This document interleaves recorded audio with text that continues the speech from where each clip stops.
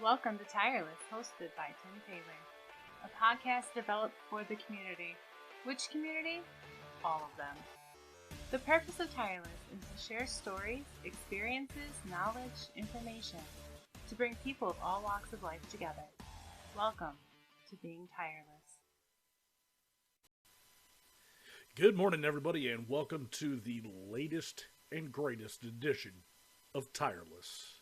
Today, I've got the opportunity to interview Rachael Spiewak from Tampa Bay, Florida, and we will be discussing all sorts of things. We'll be talking about her social networking group, The Tribe. We'll be talking about her LinkedIn presence. We'll be talking about what makes her tick. We'll talk about what it is that keeps her going day to day and helps her with her business. So with that being said, let's get her on the show. All right, folks, and we are recording, and I'd like to introduce and welcome Rachael Spiewak to Tireless. Thank you for joining me today. Thank you for taking the time out of your day to join me on this podcast. This is going to be the third episode, technically episode number 2, but I really appreciate you taking the time, Rachael. So you are the founder of the Tribe Lab, and you are teaching people how to engage not only on LinkedIn, but across multiple platforms, right? That is correct, and thank you for having me. Yes, ma'am. So explain to us a little bit about what you do and how you do it, because I know I got drawn in on LinkedIn, and then you converted me over into the Facebook group, into the Tribe, and there is so much great information that is being passed between those two platforms that you're the catalyst for. So I'd like to hear what your thought process is and how you got to be where you're at. Okay. Well, thank you for following me from LinkedIn into my Facebook group, because that is the bridge that I am building. So I'm obsessed with launching big ideas, helping people, creating businesses that are responsible, that help people, that give the business owner freedom and flexibility, which is why building a business based on social media is such a gift from the internet. You know, like the entry into entrepreneurship now, it's never been more accessible. You're absolutely right. Than it has ever been. And I want to encourage more of that, because I think it makes the world a better place when we all have freedom, flexibility, financial, we have money coming in from doing things that we want to do on our own time, right? This is important to me as a mom of a special needs child. I need that kind of freedom and flexibility. So yeah, I completely understand that. With the 4 boys, so yeah. I'm sure, right? Yeah. Gotta have that time where you can, if you need to, take a step away. And sorry, I'm silencing some devices here. I forgot to do that before we kicked off, so I do apologize. That's okay. So I came into LinkedIn when I was a recruiter, like you, over a year ago, realizing that there is a better way to recruit using LinkedIn rather than sending out a million cold DMs, promising people you have the, a hot job before that, whatever. Right.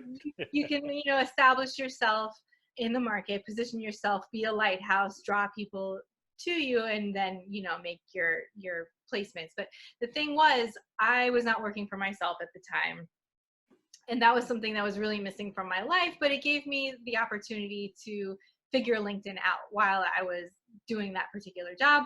Once I figured out the LinkedIn game, if you will, there you go. I realized that I was fully capable of creating a business of my own. I didn't need to rely on somebody else. Like, I had the social media chops, and I built myself a little tribe on LinkedIn that was extremely supportive when I decided to pivot into owning my own business. So I took everybody on this journey with me, because I didn't know what I was going to do. I just knew that I was doing it. So, and I didn't want to lose my momentum either. So I just kept up with my strategy and made my content about my journey to figuring out my business. And I do remember that. I remember when we first connected on LinkedIn, it was you were starting to talk about this idea that you had. And I said, you know what? This young lady's very engaging. She has a lot of information, and she's figuring out, and you're doing something that a lot of people don't see on LinkedIn and on social media. You're actually pulling back the curtain and you're showing people, look, this is what I'm doing. These are my failures. Yeah, exactly. And there have been many, but they don't feel like failures. And I think they don't feel that way because I have failed in public and I've been supported every step of the way, that it's easier to see that it's just the natural process of figuring your shit out.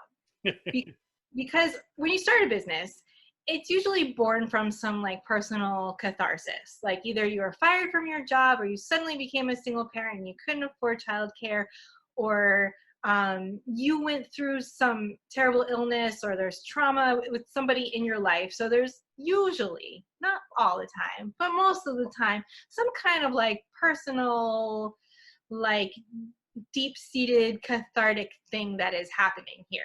Absolutely.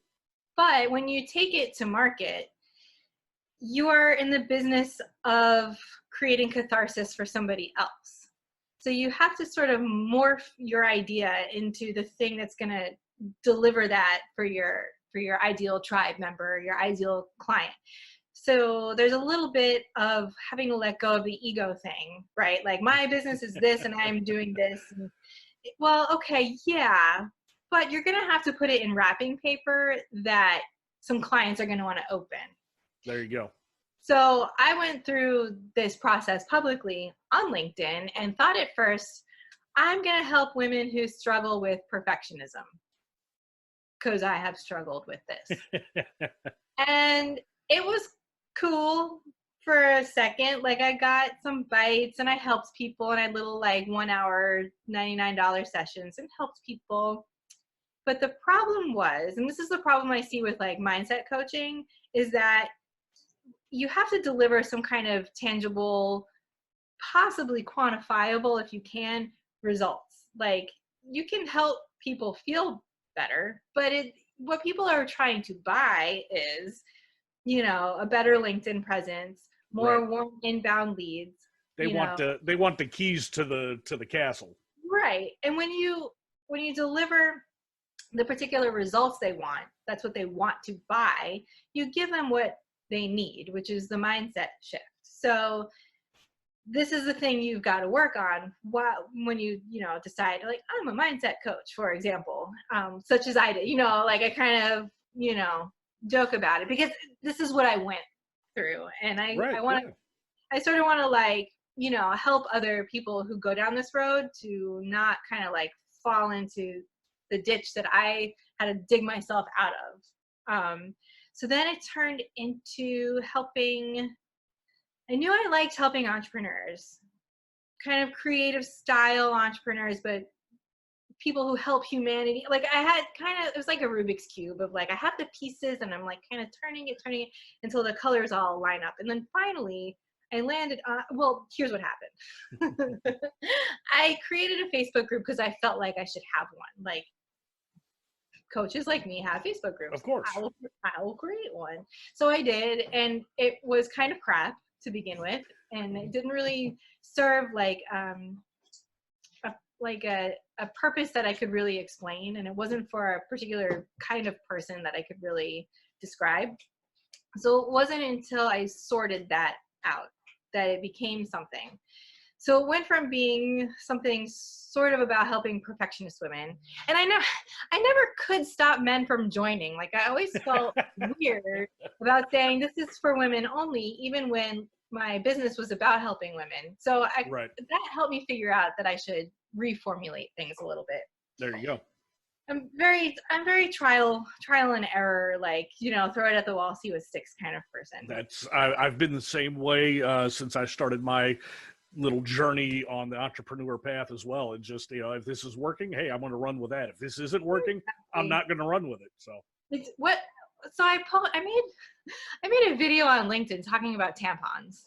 Okay. And my point was like, I can help teach you this level of self-confidence that you can show up on LinkedIn and wave a tampon in the air and talk about it. And I thought for sure this is going to send men running the hill. Like this will do it. I won't have any men trying to engage with me anymore. Obviously my services are for women only. It didn't work that way. Like I had all sorts of men commenting, "Great video." And I was like, this is bananas. It totally backfired on you. It totally did. So at that point, I decided, okay, I'm not serving women only. I can't repel men. Like, even if I talk about tampons, they don't go away.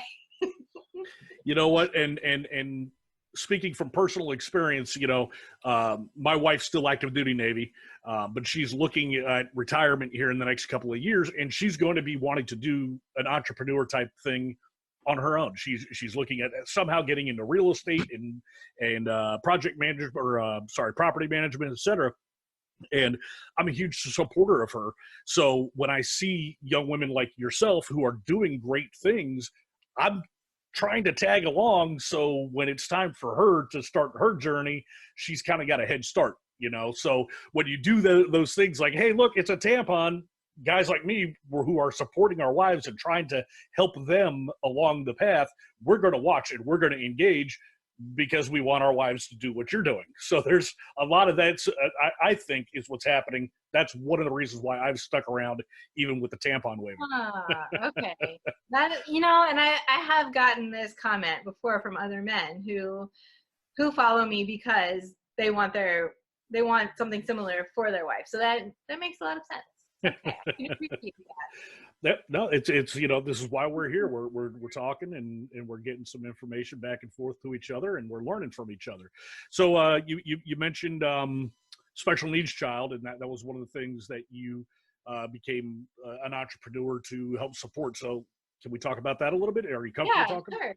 Well, it kind of happened in the reverse order. I didn't know that my son was on the autism spectrum until very, very recently. And I have been at this for longer than that. But I knew something was up. He's almost 3. Things, kind of shift from like, oh, that's cute and quirky into like, that's a thing, that's an actual documented red flag, and I should probably have him evaluated, Yep. So in a way I knew, but I was always going to do what I do anyway. I can't be contained. I don't do well working for other people because I can't stop myself from speaking up. And, you have to stay in your lane when you're employed by somebody. And I'm not a lane stayer in. Yeah. So anyway, my son has been always, special needs, the label just got applied, but he's always been a person who needs a lot. So we've had conversations in our house like, when are you going to go back to work? Are you going to go back to work? Are you going to get a job? And I'm like, I don't really know logistically how that can happen before all this autism stuff, right. came to light. It was really hard for me to wrap my head around, like, how can I be gone for that? And, his school lets out at 3. And then if I can't leave an office by 5, and then it just doesn't, like, the idea of employment. This is so crazy because I was a recruiter. I would be on calls with, I recruited recruiters. It was very meta. And I would, not only to the recruiters I was recruiting, but other people in my life, I would just say to them, why don't you just get some clients and work for yourself? Like, all my friends do are like web developers and graphic designers and all those kinds of things where you have like an obvious marketable skill. Like me, I kind of had to invent something because I'm kind of like this dreamer, systems oriented, like create a process kind of person. But like, can I teach somebody how to can I make you a logo? No. But can I point? But can you point somebody in the right direction to get a logo? Yes. And I can tell you how to create a business as a logo maker, but I don't make the logos. But I know people want to buy logos. So like, why do you need an intermediary who decides how much your work is worth? Like, why don't you decide how much your work is worth and go get some clients? Like, so that always kind of like boggled my mind about people who actually know how to do a thing that people want to buy. Yeah. And I think we're seeing a lot of that these days, especially with sites and platforms like Fiverr and Upwork. Right. These are all sites that are dedicated to freelance artists and voiceover people and website developers. So with, a site like that, it's kind of it's kind of a smaller version of what you're doing, because you're actually helping these folks build an actual full-blown business, Right. as opposed to just putting their information out there. Hey, I can do this for you for a few bucks on the side. And that's definitely something that I know I stay tuned to you and what you're doing, because I like seeing the information you're putting out and the people that you're helping. I wake up every morning and I've got 2 or 3 notifications that Rachel's posted here, Rachel's posted there. And throughout my day, my phone goes, oh, hey, Rachel just did this. Rachel's going live. Rachel's doing this. And then you have taken over my notifications between Facebook and LinkedIn. So it's obvious that not only are you doing your thing, but people are taking notice. People are following you. Your followership, I don't know what it's at, but it's got to be pretty high, because you're always doing something. And that's absolutely fantastic. So, real quick, as a father of a special needs child as well, our youngest has a condition, a genetic disorder called P10, and it's essentially just a shortening of the actual P10 chromosome within his DNA chain, but it has led to issues with slower development, physically as well as emotionally and so forth. So when we discovered this, I was working for a company and I was in an office 8 a.m. to 5 p.m. every single day. Fortunately, at the time, I was able to shift and get into sales, so I was out in the field. So if he needed to go to a doctor's appointment, I could, hey, I'm not going to go make this appointment. I got to take my son to a doctor's appointment. But so I completely understand where you're at with the can't work for somebody else, got to stay home, got to be able to have that sort of flexibility. And I applaud you. You're doing an amazing job. So don't mind me. I may have looked at some of your Facebook stuff, and you used to be a DJ. Yeah. Talk to me about that. I'm very interested in that. Okay. So here's what happened. Everything's a story. So yes. So I moved to New York from Atlanta 10 years ago or so, thereabouts. In Atlanta, I was managing a nonprofit bicycle repair shop that I co-founded with my friends. Okay. So that's what I was doing. Made kind of an abrupt move to New York. Thought I would get a normal nonprofit job. Didn't happen. Back on my side hustle, which was DJing, which I just did on the side when I lived in Atlanta. Really didn't totally know what I was doing. But I've always been good at getting the parties started, whether it's the bike shop, getting people into a bar, onto a dance floor, into a Facebook group. I have this sort of way of bringing people together for a common mission. So it's really the same skill set repeated in different arenas. Gotcha. That's very cool. So yeah, I fell back on it and decided, well, this is what I'm doing. This is how I'm going to pay my rent. And so I did it. Well, that's very cool, and I want to applaud you again. That's one of those decisions that, hey, I have a dream. This is what I'm going to do. This is where I'm going to be. And then, it's not working. What do I have to do? There's folks that wouldn't have been able to do what you did, where you say, hey, you know what? I've got another skill set. Let me fall back on that. Unfortunately, in society these days, there's a lot of folks that just hands in the air and they give up. But you're out here, you're killing it. You've taken the curveballs that life has thrown you, and you're knocking them out of the park left and right. So real quick, if you had, say, 30 seconds to plug your business and what you're doing, let's hear it. What do you got? Okay. So I am launching my brand new program. It's called the Tribe Attraction Formula. It's a 12-week program with a small group of entrepreneurs I'm signing up for to get started on March 24th. We're going to have weekly Zoom meetings once a week for 12 weeks, and I'm going to take you through my process of what I learned from building myself up on LinkedIn and then taking my tribe from LinkedIn into a Facebook group, where we can have a deeper connection with each other. We can get to know one another better. So it's not just me talking at the vast universe of LinkedIn, but getting my tribe members into our clubhouse where I can educate them I can make offers to them, I can mobilize them, and also they have the opportunity to get to know one another and feel safer and more comfortable in this environment. And this is a great program, especially if you're an entrepreneur whose ideal tribe members, your ideal clients, maybe don't raise their hand so easily on LinkedIn. Perhaps you help them with something that's sensitive. Their coworkers can see it, or even on Facebook as well, in your profile if your family's there or whatever. But in a private Facebook group, you have that kind of safety bubble that you can be in, where you as the leader can help educate your tribe, get it to be a really strong tribe that trusts each other, and you can the end result is what I have, and Gotcha. it's what has made my success as an entrepreneur possible, is using LinkedIn as the platform, the jumping off point, but finding my tribe members like you, Tim, and bringing you into my cozy little Facebook group Yeah. world where you feel empowered as an entrepreneur. Absolutely.